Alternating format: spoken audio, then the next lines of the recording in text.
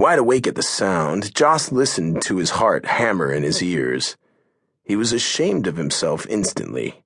What kind of slayer hides under his covers at the first discovery of some unexplainable noise? It was ridiculous.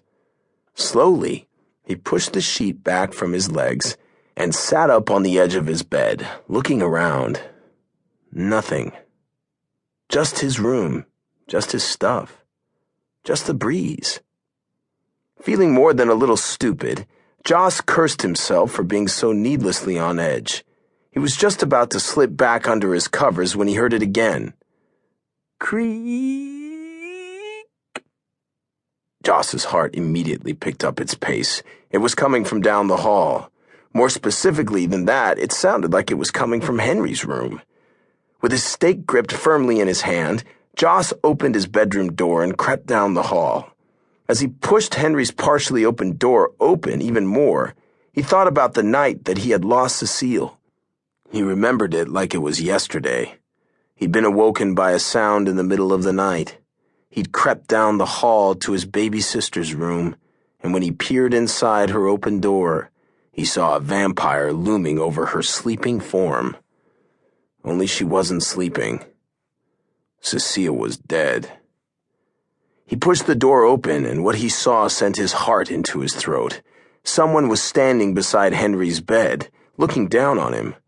At first, Joss couldn't focus on who or what it was that was standing there. He could only stare at his cousin and wait for any sign that Henry was still alive.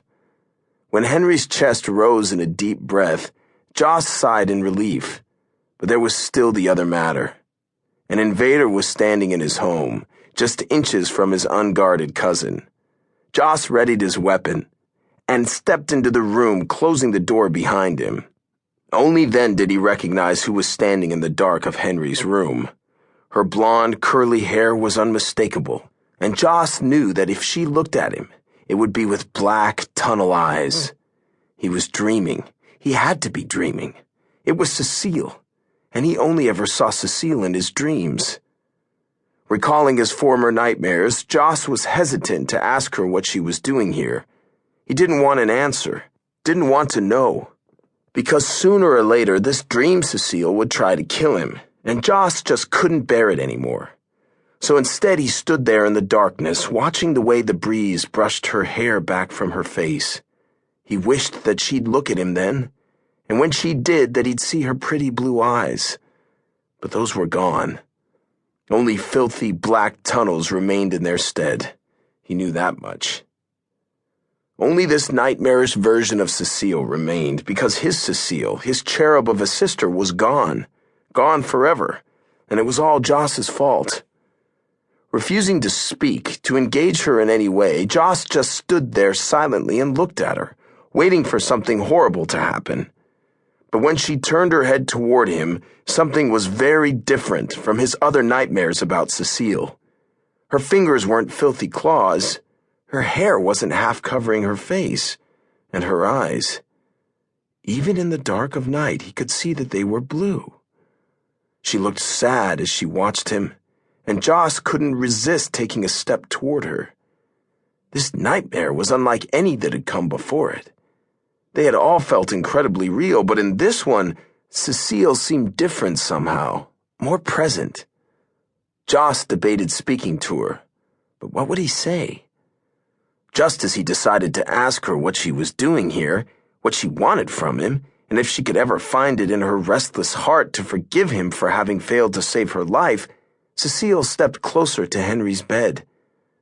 Joss hesitated, fearful of what might happen. When nothing did, he parted his lips to speak.